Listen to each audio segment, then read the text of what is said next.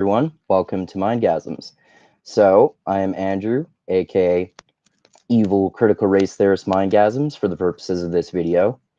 And I am going to talk about the Evil Critical Race Theorist book, or the Evil Critical Race Theorist Derrick Bell, who is one of the founders of critical race theory, basically. And I'm going to talk about his book, Silent Covenants. This is my fourth video in the series. Check out my playlist with all the other ones. And it's about, as you can see, how rich elite slave owners during the antebellum South screwed over poor white men. And he talks about the financial class differences between rich white slave owners and poor white men, and how there was this basically the rich slave owners used racism to convince poor white men to condone slavery, which was actually against their financial interests. So let's get into that here. I'm going to read these particular passages and comment on them. So go to the first one here. All right.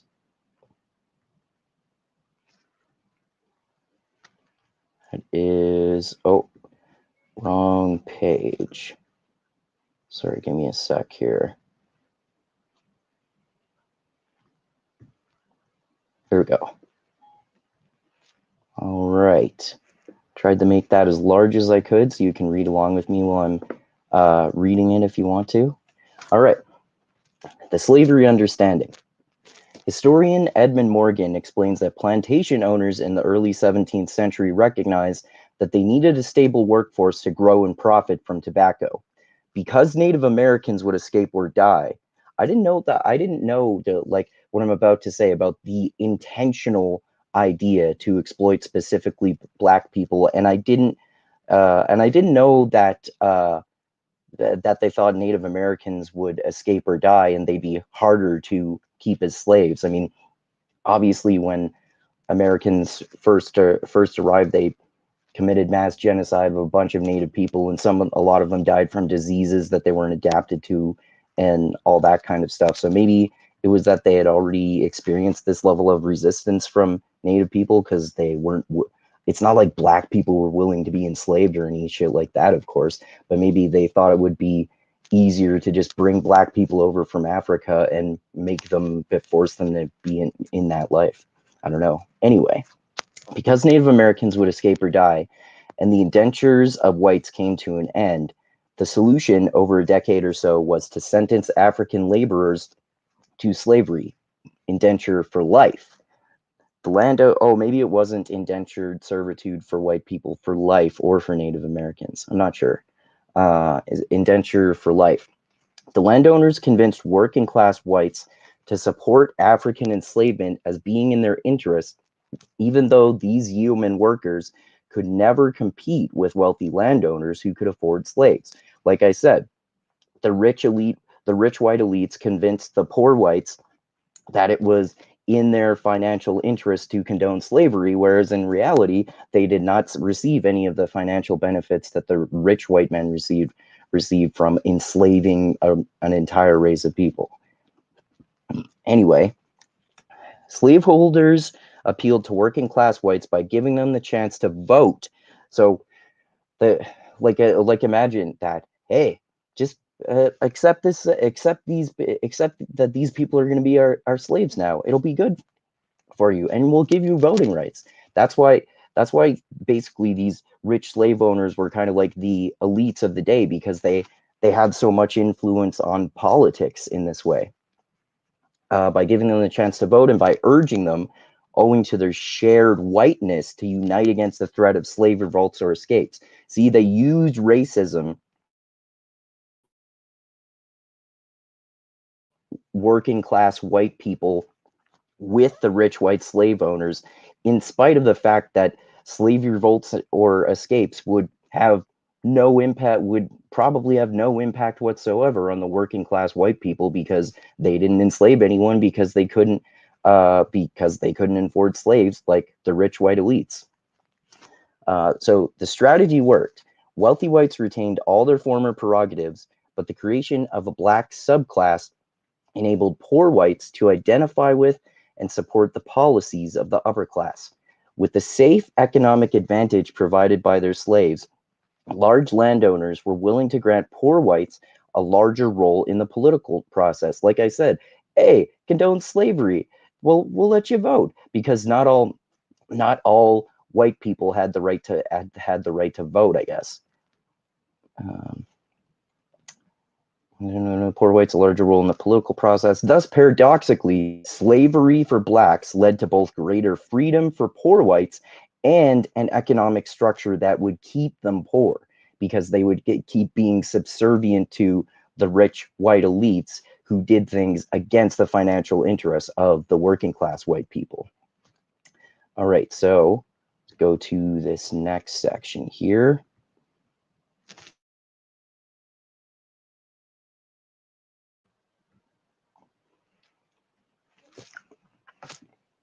All right, so this is what he calls universal white male suffrage. At least the framers, I think he obviously means the framers of the Constitution, debated slavery. There was, by contrast, little discussion of the political right of white men who were not landowners or in possession of status based on earnings and savings. Like I said, they were working class and they weren't rich, so they didn't have the same rights as the rich white elites who owned property and had status based on money, basically. All agreed that the new government should be firmly in the hands of the elite. See, he literally says the word elite. Indeed, the convention itself was motivated by small landholders who rose up in opposition to both high taxes and stringent economic conditions. That's interesting, right? Because opposition to high taxes sounds like a stereotypically small c conservative stuff. And they were the working class white people who are, well, I guess actually a lot of working class people today tend to be conservative too. But you would think that in this scenario, the more financially oppressed people would be for higher taxes, at least for the rich people. But I guess it makes sense that if you're a working class person in particular, that you would be against high taxes yourself. And I have no idea what the tax code was like then, but I mean, it wouldn't surprise me if the slave owners actually ended up paying lower taxes than the working class white people. But I don't know about that, so don't quote me on that. Opposition to both high taxes and stringent economic conditions. So, like Derrick Bell said in the previous passage there, they paradoxically, I forget how he said it exactly, but they paradoxically gained financial benefits while being condemned to the circumstances that kept them poor simultaneously. So, to prevent foreclosures, armed bands of men forced the closing of several courts as a means of preventing execution of foreclosures and other creditor-initiated court actions. So this was like militant action carried out by these working class white men. They forced the closing of courts to prevent foreclosures on their property because they were facing such dire financial straits. So they basically committed, like, forced at gunpoint people to not kick them off of their own property. So obviously this wasn't for in any way, shape, or form out of empathy for slaves, but it was due to their financial interests, which is often the case. That's why slavery ended, financial interests, right? It became financially unfeasible to use slaves to pick cotton when the cotton gin was invented. Is the cotton, I always get the name of that mixed up. Is it the cotton gin or the cotton ginny? Cotton ginny, okay. I always get that confused in my head. Anyway, to do execution, armed bands of men preventing the execution of foreclosures and other creditor-initiated court actions. From August 1786, so this is obviously long before the Civil War and not that long after the formation of the U.S. as a country. From August 1786 until February 1787, Daniel Shays, a Revolutionary War veteran, and other local leaders in Western Massachusetts led several hundred men in forcing the Supreme Court in Springfield to adjourn. In January 1787, Shays led a force of about 1,200 men. 1,200 men. Can you imagine a band of 1,200 armed men assaulting a courthouse? So the legal system cannot kick these guys off of their own property. 1,200 men in an attack on the federal arsenal at Springfield. The attack failed, and Shays fled to Vermont. The willingness of small farmers to fight led the Massachusetts legislature to enact laws easing the economic condition of debtors. See, look at this. Like, he's not necessarily promoting violent revolution, of course, but in this case, violent revolution worked. 1,200 men forced the Supreme Court at gunpoint to enact laws easing the economic condition of these poor working class white people who were getting screwed over by the rich white elites, who also gained the financial benefit, not only gained the financial benefits of slavery, but were the elites and had a massive influence on politics, as often happens in aristocracies, whether they're official or not. Okay, oops. I'm going to go read this one more paragraph here. Here we go. The framers, again, probably the framers of the Constitution, were not much interested in providing a provision for universal suffrage in the Constitution, and none was provided. As we know, there wasn't the right to vote for Black people was not in the American Constitution. In providing a provisional for universal suffrage in the Constitution, and none was provided. And it sounds like maybe not officially, but unofficially, like rich elites were the ones who had more voting whites than poor working class white people in particular. So it was not only just white people, but rich white elites who had the right to vote, which was an unofficial aristocracy, right?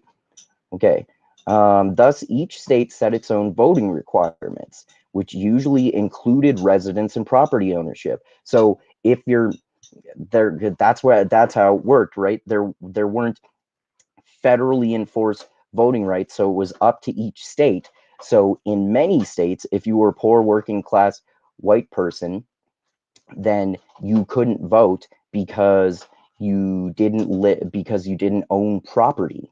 And the financial benefits of slavery that a lot of rich white people got also caused more dire financial straits for the poor white people, not only in trying to own property and that kind of stuff, but potentially getting kicked off their property and not having the right to vote because they don't have property. And isn't there something about the Constitution that's paraphrased from John Locke? Instead of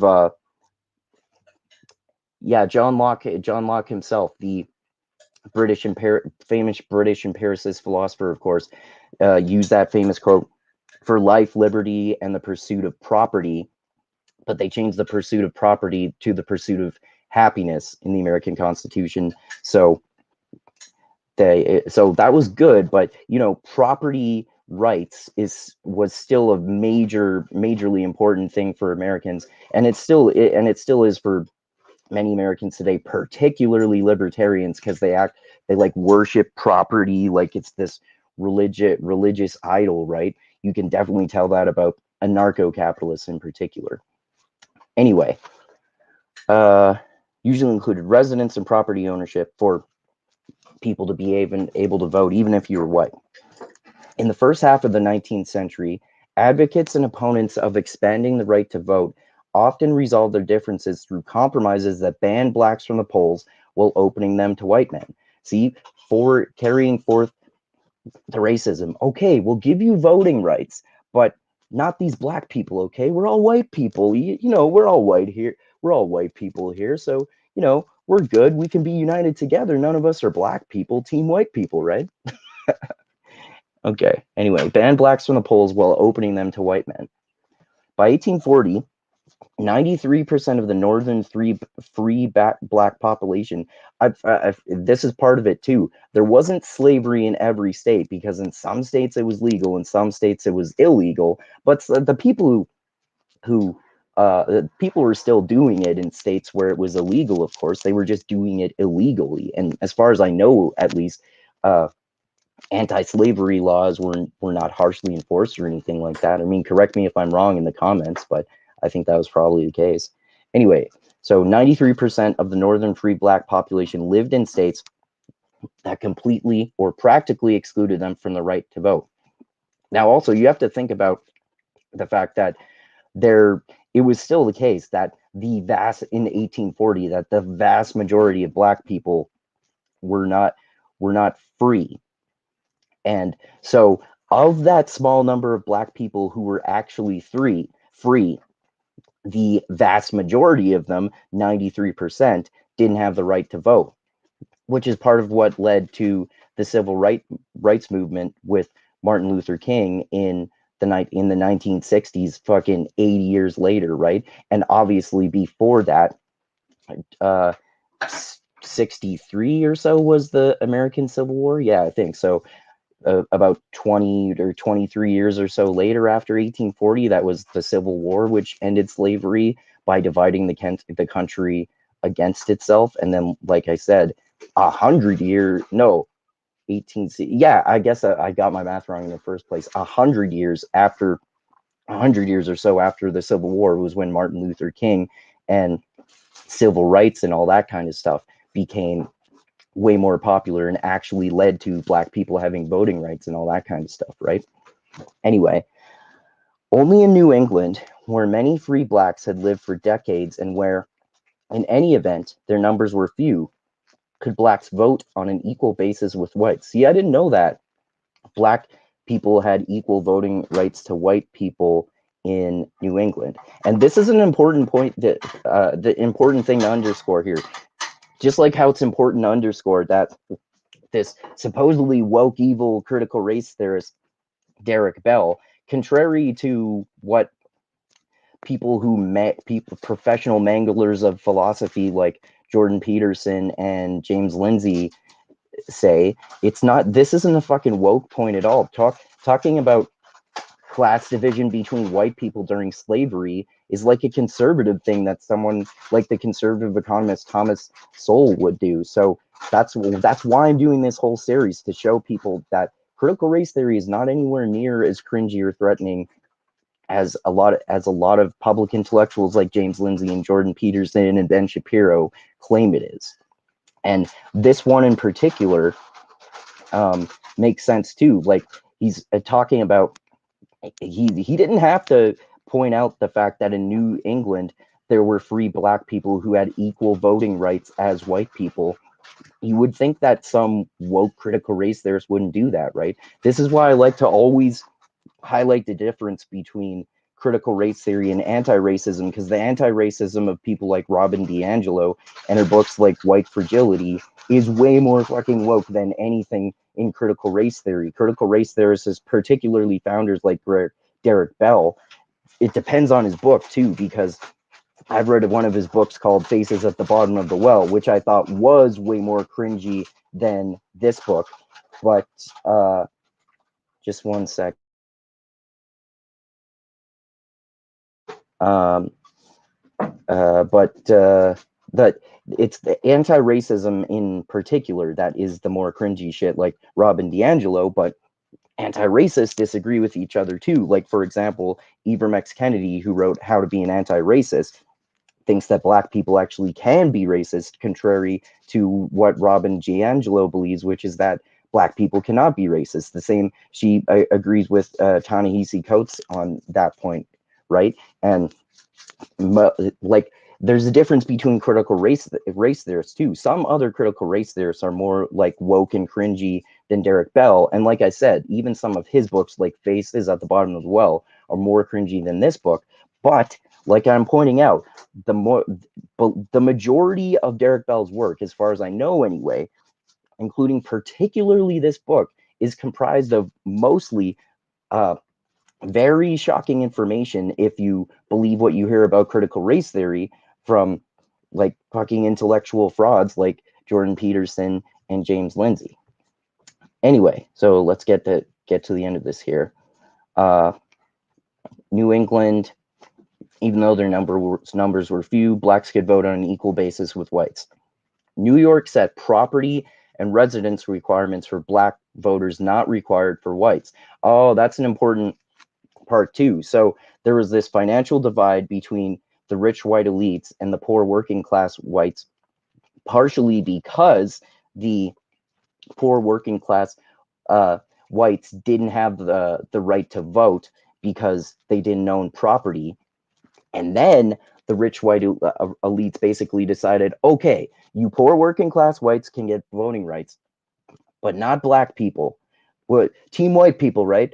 White people can vote, but not black people. And then they prevented the few black voters that there were from being able to vote for the exact same reason that the same rich white elites prevented the poor working class white people from voting in the first place. The same reason, which was that the white people didn't own property and they wouldn't let anyone who didn't own property vote. So since those poor working class white people didn't own property, as Derrick Bell was explaining, they couldn't vote. And then they decided, like I was saying, okay, you're on team white people, you can vote too, but no black people. And we're going to use the same reason that we used to prevent you from voting before to prevent them from voting. They don't own property, therefore they can't vote. Even though it was even more unfair to do that to black people than white people, because most of them were slaves. They all came over there as slaves. So obviously, if you start off as a fucking slave, you have way less of a possibility of owning property than even a poor white person, because the poor white person wouldn't literally be a slave, right? Anyway, New York set property and residence requirements for black voters not required for whites, and New Jersey, Connecticut, and Pennsylvania eventually barred blacks entirely, although at an earlier time, theoretically, they had the right to vote. Oh, so it sounds like maybe under law in the states of New Jersey, Connecticut, and Pennsylvania, blacks previously had the right to vote, but it sounds like maybe they changed the requirements so that black people could only vote if they owned property. And it sounds like it was perhaps true in theory, but people still illegally barred black people from voting, which happened a hell of a lot even after the end of the Civil War, as anyone who is even mildly familiar with history knows. Anyway, I'm just going to go through those few passages today.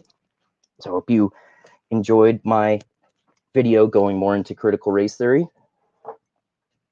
One of the famous, basically, founders of critical race theory, Derrick Bell's book, Silent Covenants. And check out this book, by the way. It's very interesting. You can find it for free online on archive.org. I always make sure to mention that because no one ever seems to actually read these fucking books that they condemn all the time, or they get what the authors are saying completely fucking backwards.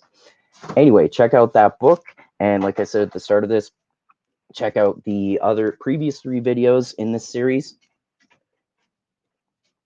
on Silent Covenants. And yeah, thanks everyone for watching. Share this everywhere.